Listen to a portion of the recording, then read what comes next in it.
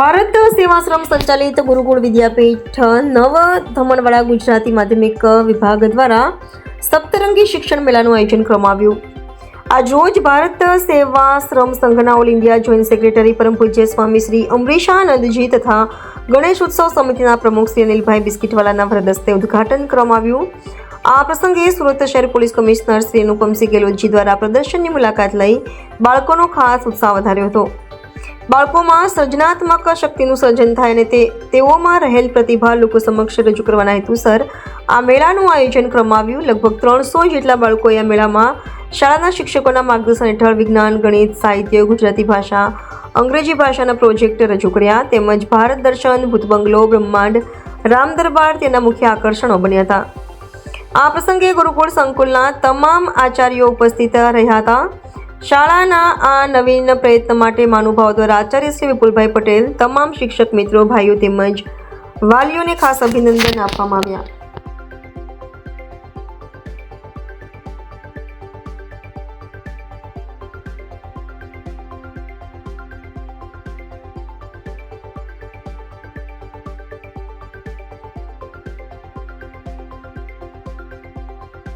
नमस्ते मित्रों, good morning, Suprabhatam. હું સ્વામી અમરીશાનંદજી મહારાજ ભારત સેવાશ્રમ સંઘ સંચાલિત ગુરુકુળ વિદ્યાપીઠ નવ ધમણવાડા ગુજરાતી માધ્યમ શાળાના હું પ્રેસિડેન્ટ છું, સંચાલક છું. ભારત સેવાશ્રમ સંઘ સુરતમાં 1941થી અનેકવિધ પ્રવૃત્તિ એની અંદર આપ સૌ જાણો છો કે ગણપતિ ઉત્સવ સુરત શહેરમાં ઉજવાય છે વર્ષોથી, જે હિન્દુ મિલન મંદિર ભારત સેવાશ્રમ સંઘમાંથી શરૂઆત થઈ. હિન્દુ મિલન મંદિર વ્યાયામશાળા અને 1965માં સૌ પ્રથમ કતારગામ વિસ્તારમાં ગુરુકુળ વિદ્યાપીઠના નામે ગુરુકુળ કુમાર વિદ્યાલયની સ્થાપના થઈ હતી. ત્યાર પછી 1970માં ગુરુકુળ કન્યા વિદ્યાલયનું સ્થાપના થઈ અને ત્યાર પછી 1988માં ગુરુકુળ વિદ્યાપીઠ નવ ધમણવાડા ગુજરાતી માધ્યમ સ્કૂલ અને સાથે સાથે બીડી ચોકસી ઇંગ્લિશ મીડિયમ સ્કૂલની શરૂઆત થઈ. આ રીતે ભારત સેવાશ્રમ સંઘ સમગ્ર સુરત શહેરમાં શૈક્ષણિક ક્ષેત્રે પણ બહુ જ એક આગવી પ્રદાન કરી રહ્યું છે.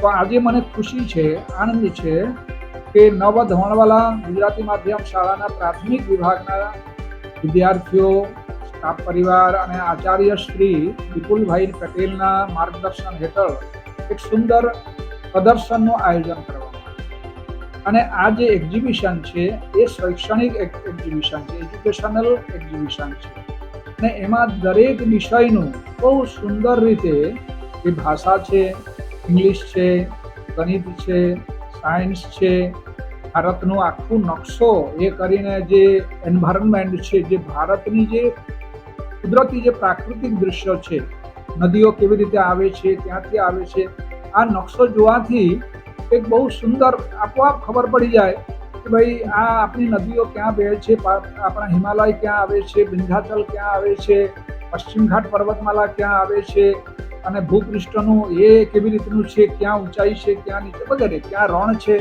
આ બહુ સુંદર રીતે એટલે વિદ્યાર્થીઓને શૈક્ષણિક હેતુ માટે આ બહુ જ જે એને ઘણા લાંબા સમય સુધી વાંચવાથી જે ખ્યાલ નહીં આવશે, આ પ્રદર્શન જોવાથી ખ્યાલ આવશે. અને ત્યાર પછી સાંસ્કૃતિક રીતે પણ રામ દરબાર બનાવવામાં આવ્યું અને આ રીતે ઘણી બધી વિષયોનું સંકલન કરીને એક વિદ્યાર્થીઓએ લગભગ 2 મહિનાથી ખૂબ મહેનત કરીને શિક્ષકો અને અમારા આચાર્ય શ્રી વિપુલભાઈ ઉત્સાહી છે અને તેમની માર્ગદર્શન હેઠળ આ આયોજન કરવામાં આવ્યું છે. એને અને આ પ્રદર્શનમાં તમામ સ્કૂલોને જે અહીંયા હોય અને કતારગામ વિસ્તાર કે કોઈ પણ વાલીઓ અને વિદ્યાર્થીઓને બધાને જ આમંત્રણ છે. આપ આવો, જુઓ અને કોઈ પણ પ્રકારની અહીંયા એન્ટ્રન્સ ફી નથી. 2 દિવસ ચાલુ રહેશે, શનિ અને રવિવાર. જરૂર વિદ્યાર્થીઓ લાભ લે તો એની જે ક્રિએટિવિટી છે એ બહાર આવશે અને બધાને ખ્યાલ આવશે. તો ખૂબ ખૂબ ધન્યવાદ આપું છું. આભાર, અભિનંદન. જય ભારત. વંદે માતરમ. નમસ્કાર.